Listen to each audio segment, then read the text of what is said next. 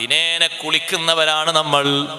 ആ കുളിയുടെ ഏറ്റവും പ്രധാനപ്പെട്ട ഒരു സുന്നത്താണ് കുളിയുടെ മുമ്പ് വുളു എടുക്കണം, മിസ്വാക്ക് ചെയ്ത് വുളു എടുക്കണം. നബി സല്ലല്ലാഹു അലൈഹി വസല്ലം നിങ്ങൾ നിർബന്ധം പോലെ കണ്ട ഒരു സുന്നത്താണ് മിസ്വാക്ക്.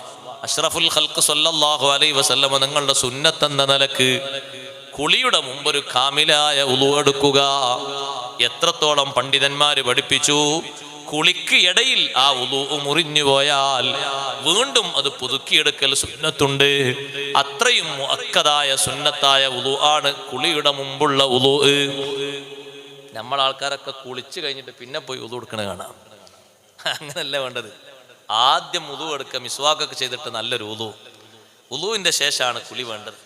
തങ്ങളെ അനുധാവനം നമ്മളിങ്ങനെ ശീലമാക്കുക. ഓരോ കൊല്ലം ഓരോന്നും നമ്മളെ കൊണ്ട് ജീവിതത്തിലേക്ക് ഇങ്ങനെ തുന്നിച്ചേർക്കുക. ജീവിതത്തിലുള്ള സുന്നത്തുകളെ കൂട്ടത്തിൽ 10 ദിവസമാകുമ്പോൾ നമ്മുടെ ജീവിതത്തിൽ, നമ്മുടെ ശരീരത്തിൽ ഓരോ 10 ദിവസമാകുമ്പോഴും വെള്ളിയാഴ്ചയോ വ്യാഴാഴ്ചയോ തിങ്കളാഴ്ചയോ നഖം മുറിക്കുക. നഖം മുറിക്കുമ്പോഴുള്ള സുന്നത്തുകളൊക്കെ പാലിച്ച് മുറിക്കുക. ആദ്യം 2 കൈയും കഴുകണം. കൈയിന്റെ നഖമാണ് ആദ്യം മുറിക്കേണ്ടത്. അത് തന്നെ വലത്തെ കൈയിന്റെ മുസബ്ബിഹ വിരലാണ് തുടങ്ങേണ്ടത്. മുസബ്ബിഹ വിരൽ തുടങ്ങിയിട്ട് ചെറുവിരലിൽ അവസാനിപ്പിക്കണം. പിന്നെ തള്ളവിരൽ മുറിക്കണം. അങ്ങനെയാണ് തുടക്കം. ഈ 3 ദിവസങ്ങളാണ് അതിന് പരിഗണിക്കേണ്ടത്. വ്യാഴാഴ്ചയും തിങ്കളാഴ്ചയും വെള്ളിയാഴ്ചയും. ആ 3 ദിവസങ്ങളിൽ ഈ ശ്രേഷ്ഠമായ സുന്നത്ത് ചെയ്യുമ്പോൾ കൈയും കാലും മുറിക്കുന്നതിൻ്റെ മുമ്പ് കഴുകണം. നഖങ്ങളെല്ലാം ഒരുമിച്ച് കൂട്ടിയിട്ട് അതൊരു ചെറിയ കുഴി കുഴിച്ചതിൽ കുഴിച്ചു മൂടണം. അത് സുന്നത്താണ്. ഈ സുകൃതം ചെയ്തതിന് നാളെ ആ സ്ഥലം അല്ലാഹുവിങ്കൽ വന്ന് സാക്ഷിയാകും. സ്ത്രീകളുടെ നഖങ്ങളും മുടികളും ശരീരത്തിൽ നിന്ന് വേർപിരിയുന്നത് അത് കുഴിച്ചിടൽ നിർബന്ധവുമാണ്. സഹോദരങ്ങളെ, സ്വകാര്യ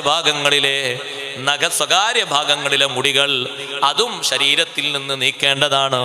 അതിന് വെച്ചിരിക്കുന്ന അവധി 40 ദിവസമാണ്. ഓരോ 40 ദിവസമാകുമ്പോൾ ആ ശുചീകരണ പ്രക്രിയകളും നടത്തണം. അതും സുന്നത്താണ്. 10 ദിവസമാകുമ്പോ കക്ഷഭാഗത്തുള്ള രോമങ്ങൾ നീക്കണം. അത് സുന്നത്താണ്. ജീവിതത്തിൽ ഈ സുന്നത്തുകളൊക്കെ നിത്യജീവിതത്തിൽ നമ്മൾ പാലിക്കുമ്പോൾ നബി സല്ലല്ലാഹു അലൈഹി വസല്ലം നിങ്ങളുടെ മാതൃക നമ്മുടെ ജീവിതത്തിൽ അങ്ങനെ തന്നെ വന്നു ചേരുകയാണ്. ചെറിയ ഒരു വിഷയത്തിൽ പോലും മഹാന്മാരായ പണ്ഡിതന്മാര്, സ്വഹാബിമാര്, താബിയുകൾ അവിടുത്തെ മാതൃകകൾ കൈവിടാതെ അങ്ങനെ തന്നെ അവലംബിച്ചു പോന്നു. ആ മാതൃകകൾ അങ്ങനെ സൂക്ഷിച്ചപ്പോ നബി സല്ലല്ലാഹു അലൈഹി വസല്ലം തങ്ങൾ എല്ലാ സന്ദർഭങ്ങളിലും അവർക്ക് സഹായത്തിനുമെത്തി.